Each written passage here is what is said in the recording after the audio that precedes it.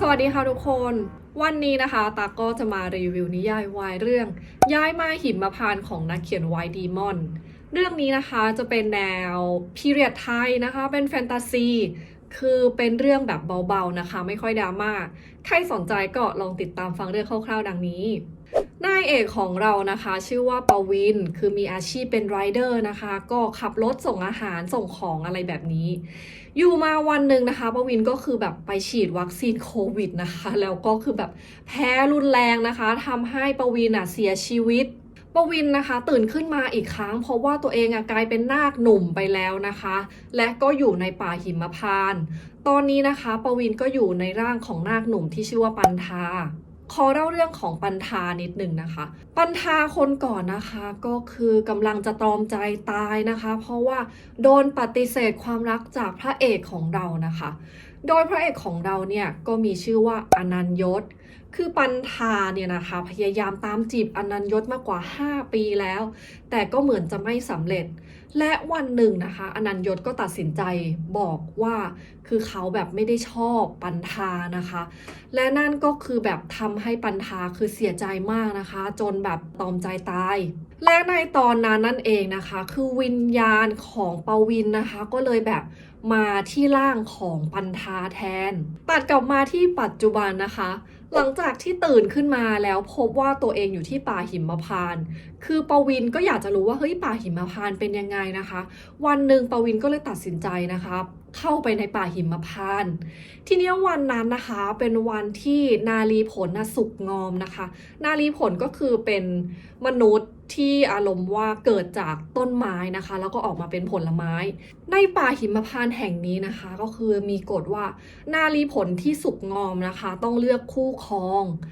และในวันนั้นนะคะนารีผลตนหนึ่งนะคะก็ตัดสินใจเลือกนายเอกของเรานะคะเป็นคู่ครองคือดังนั้นนะก็เลยทำให้อยู่ๆเนี่ยปวินก็คือได้นารีผลมาครอบครองด้วยความงดงามของนารีผลนะคะก็เลยทำให้แบบมีหลายคนในป่าหิมพานต์เนี่ยคืออยากได้นารีผลไปครอบครองวันหนึ่งนะคะก็คือมีนักเลงคนนึงก็คือมาทำร้ายนายเอกเพราะว่าต้องการที่จะแย่งเกสรไปวันนั้นนะคะคืออนันยศก็คือผ่านมาพอดีก็เลยเห็นเหตุการณ์ดังกล่าวนะคะอนันยศก็เลยเข้าไปช่วยนารีผลนะคะแล้วก็ปวินด้วยจากเหตุการณ์นั้นนะคะทำให้อนันยศเนี่ยเสนอนะคะปวินแล้วก็พี่ชายของปวินรวมทั้งเกสรนะคะเสนอไปว่าคือให้คนทั้งหมดเนี่ยคือย้ายเข้ามาอยู่ในเขตชั้นในนะคะของวังเพราะว่าในเขตชั้นในเนี่ยมีการรักษาความปลอดภัยที่ดีกว่าคือจริงๆแล้วนะคะอนันยศเนี่ยก็คือแอบรู้สึกเป็นห่วงปันธานั่นแหละนะคะแต่ก็คือแบบไม่กล้าพูดอะไรตั้งแต่ปันธาเนี่ยฟื้นขึ้นมาครั้งใหม่นะคะคือจริงๆแล้วหลายวันผ่านมาเนี่ยอนันยศเนี่ยก็ค่อยๆสังเกตนะคะว่าเฮ้ยปันธาคนปัจจุบันนะคะกับปันธาคนก่อนที่เขารู้จักก็คือไม่เหมือนกันซัดทีเดียวนะคะและคืออนันยศก็รู้สึกสนใจปันธามากขึ้นเรื่อยๆวันหนึ่งนะคะในป่าหิมพานต์ก็มีข่าวลือแปลกๆเกิดขึ้นนะคะข่าวลือนั้นก็คือว่าปันธานายเอกของเรานะคะคือเลิกรักอนันยศแล้วและตอนนี้กำลังตกหลุมรักอยู่กับเกสรพอพระเอกนะคะได้ยินข่าวลือก็คือแบบรู้สึกหงุดหงิดใจมากพระเอกนะคะก็คือแอบแบบงงตัวเองเหมือนกันนะคะว่าเฮ้ยทำไมเราต้องรู้สึกหงุดหงิดใจนะคะทั้งที่แต่ก่อนพระเอกก็คือรู้สึกรำคาญที่ปันธามาคอยตามตื้ออยู่ตลอดเวลาตัดกลับมาที่ฝั่งของนายเอกนะคะอาจจะเพราะว่าชีวิตในป่าหิมพานต์มันว่างมากนะคะปันธาก็เลยไปหางานทำนะคะแล้วก็ได้งานเป็นพนักงานต้อนรับที่ไปรษณีย์ของที่ป่าหิมพานต์เพราะว่าหน้าตาของปันธานี่ก็คือแบบน่ารักน่าเอ็นดูนะคะเลยทำให้ชาวป่าหิมพานต์จำนวนมากนะคะแวะเวียนเข้ามาที่ไปรษณีย์นะคะแล้วก็มาตามจีบนายเอกอนันยศก็คือได้ยินข่าวลืออีกแล้วทุกคนพระเอกของเราก็เลยแบบแอบตามไปดูที่ไปรษณีย์นะคะและพบว่าเป็นความจริงมีคนมาจีบปันธาเป็นจำนวนมากนะคะพระเอกเห็นก็คือแบบว่าแอบหงุดหงิดในวันนั้นนะคะมีคนมาถามพระเอกว่าพระเอกสนใจปันธาเหรอคำตอบที่ได้นะคะพระเอกก็คือบอกไปว่าใช่คำตอบของพระเอกนะคะก็คือทำให้เพื่อนๆนะคะคือแบบงงมากตกใจมากเพราะตลอดระยะเวลา5 ปีที่ผ่านมานะคะอนันยศเนี่ยก็คือไม่เคยสนใจปันธาเลยเพราะหน้าตาน่ารักน่าเอ็นดูนะคะปันธาก็คือแบบได้งานเสริมทุกคนเป็นนายแบบ การเปิดตัวเป็นนายแบบของปันธาก็คือแบบประสบความสำเร็จมากนะคะ คือนายเอกเนี่ยกลายเป็นไอดอลในป่าหิมพานต์นะคะ มีแฟนคลับเยอะมาก ปันธานะคะก็คือแบบเริ่มโด่งดังอนันยศนะคะซึ่งแบบชอบปันธามากขึ้นเรื่อยๆก็คือยังหาข้ออ้างไม่ทำงานนะคะเพื่อที่จะได้มาดูนายเอกถ่ายแบบในนิยายนะคะมันก็จะมีฉากแบบหวานๆน่ารักนะคะเป็นฉากที่แบบพระเอกก็คือแบบคอยตามจีบนายเอกนะคะแต่ก็คือยังแบบปากแข็งนะคะไม่พูดว่าชอบนายเอกไปตรงๆแน่นอนว่าหลังจากที่ได้พยายามตามจีบนายเอกนะคะคืออนันยศเนี่ยก็คือรู้สึกได้ว่าปันธาคนเนี้ยคือไม่ใช่ปันธาคนก่อนวันหนึ่งนะคะอนันยศก็เลยถามปันธาเข้าไปจริงๆว่าเขาเป็นใครนะคะนายเอกก็เลยแบบมีโอกาสได้เล่าความจริงทั้งหมดให้ฟังนะคะว่าจริงๆแล้ว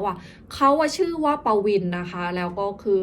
เกิดเหตุการณ์ต่างๆนานาเกิดขึ้นทำให้เขาเนี่ยต้องมาอยู่ในร่างของนาคหนุ่มที่ชื่อว่าปันธาพอพระเอกรู้ความจริงนะคะพระเอกก็คือแบบดึงปันธาหรือว่าปวินเนี่ยเข้ามาก่อนนะคะเพราะว่าคงรู้สึกแบบเฮ้ยสงสารนะที่อยู่ๆต้องมาอยู่ในป่าหิมพานต์แบบโดดเดี่ยวคือไม่มีใครเลยไม่มีครอบครัวหลังจากที่รู้ว่าตัวเองก็คือชอบปันธามากนะคะอนันยศก็คือแสดงออกหนักมากลุกหนักมากนะคะจนทำให้ชาวป่าหิมพานต์เนี่ยรู้เลยนะคะว่าอนันยศก็คือหมายปองปันธาด้วยความที่นายเอกของเรานะคะเคยเป็นแบบไรเดอร์มาก่อนปวินนะคะหรือว่าปันธาเนี่ยก็คือคิดถึงชีวิตเดิมๆก็เลยขออนุญาตเจ้านายนะคะแบบขออนุญาตแบบไปส่งของในป่าหิมพานต์วันหนึ่งนะคะในขณะที่ปวินเนี่ยไปส่งอาหารนะคะที่เมืองมัจฉาปวินก็คือแบบโดนลอบทำร้ายอนันยศนะคะก็คือมีพลังนะคะเขามีนิมิตแล้วเขาก็รู้สึกได้เลยว่าเกิดเหตุการณ์ไม่ดีเกิดขึ้นกับปวินอนันยศนะคะคือแบบออกตามหาตัวปวินนะคะแล้วก็ไปเจอว่านายเอกเนี่ยก็คือถูกธนูนะคะซึ่งอาบยาพิษยิงเข้าที่ล่างพอเจอว่าปวินโดนทำร้ายนะคะอนันยศก็คือรีบให้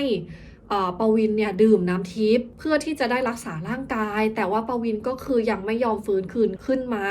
ในระหว่างที่หลับไหลนะคะปวินก็คือเห็นภาพในอดีตต่างๆของคนทั้งคู่นะคะปวินก็เลยได้มารู้ว่าจริงๆแล้วคนทั้งคู่ก็คือเป็นคนรักกันมาก่อนทีนี้มันมีเหตุการณ์ที่ทำให้คนทั้งคู่ก็คือแบบต้องแยกกันแล้วเศษดวงวิญญาณของคนทั้งคู่ก็คือแบบไปเกิดกันคนละโลกแต่เอาเป็นว่านะคะคือไม่ว่าปันธาหรือปวินจริงๆแล้วก็คือมาจากดวงวิญญาณดวงเดียวกันในอดีตนะคะคนทั้งคู่เนี่ยได้ให้คำมั่นสัญญาว่าจะอยู่ด้วยกันจะอยู่เคียงข้างกันและในระหว่างที่หลับไปตอนนั้นนะคะคือดวงวิญญาณของปันธานะคะแล้วดวงวิญญาณของปวินที่ยังอยู่ในโลกก็คือมาแบบหลอมรวมกันนะคะเป็นคนคนเดียวหลังจากที่หลับไปอยู่นานนะคะปวินก็คือแบบตื่นขึ้นมานะคะพร้อมกับความทรงจำทั้งหมดนะคะเพราะว่าตอนนี้แบบเหมือนดวงวิญญาณทั้งของปวินแล้วก็ปันธาเนี่ยได้แบบหลอมรวมเป็นคนคนเดียวกันแล้วปวินก็คือตื่นขึ้นมานะคะแล้วก็รับรู้ได้ถึงความรู้สึกของการรอคอยนะคะแล้วก็ความรักที่ตัวเองมีต่ออนันยศพอตื่นขึ้นมาได้เห็นอนันยศนะคะปวินก็เลยแบบบอกรักอนันยศอนันยศก็คือบอกรักปวินเช่นเดียวกันหลังจากนั้นนะคะในนิยายก็จะมีพูดถึงเรื่องของคนร้ายนะคะคือตามหาว่าคนร้ายที่ทำร้ายนายเอกเนี่ยเป็นใครซึ่งในนิยายก็คือแบบจะเดาไม่ยากเอาเป็นว่านะคะหลังจากที่ตื่นขึ้นมาแล้วก็คือแบบได้บอกรักกันนะคะรู้สึกถึงความรักของกันและกันนะคะหลังจากนั้นในนิยายนะคะก็จะมีพูดถึงเรื่องการแต่งงานนะคะแล้วก็จะมีพูดถึงเรื่องคืนเข้าหอนะคะซึ่งแน่นอนนะคะถ้าใครต้องการอ่าน NC นะคะก็คือต้องรออ่านจนถึงตอนสุดท้ายนะคะในนิยายหลังจากนั้นคนทั้งคู่ก็อยู่ด้วยกันอย่างมีความสุขโดยสรุปนะคะเรื่องนี้ก็คืออ่านสนุกนะคะแบบเพลินๆการดำเนินเรื่องเนี่ยจะเน้นไปที่ตัวนายเอกนะคะหรือว่าปวินดังนั้นนะคะตาก็จะรู้สึกว่าเฮ้ยช่วงแรกๆคือฉากพระเอกคือแบบน้อยมากนะคะพระเอกจะมีบทบาทแบบเยอะขึ้นมาหน่อยนะคะก็คือเป็นช่วงแบบหลังๆแล้วสำหรับเรื่องนี้นะคะถ้าใครมองหา NC นะคะมันมีแค่แบบตอนเดียวนะคะคือฉากเข้าหอซึ่งก็คือแบบเป็นตอนจบของเรื่องนี้เลยดังนั้นถ้าใครชอบอ่าน NC เยอะๆนะคะเรื่องนี้ก็อาจจะแบบไม่ใช่เรื่องที่น่าสนใจนิยายวายเรื่องย้ายมาหิมพานต์นะคะกำลังจะปิดตอนให้อ่านฟรีแล้วนะคะดังนั้นถ้าใครสนใจนะคะก็ต้องรีบตามไปอ่านนิยายเล่มนี้ หรือไม่นะคะก็คือรอสนับสนุนนักเขียนนะคะแล้วก็ซื้อเล่มซึ่งจะออกในช่วงเดือนตุลาคมนะคะในช่วงงานสัปดาห์หนังสือยังไงนะคะวันนี้เอาไว้แค่นี้ก่อนนะคะทุกคนแล้วพบกันใหม่ในคลิปวิดีโอหน้าค่ะบ๊ายบาย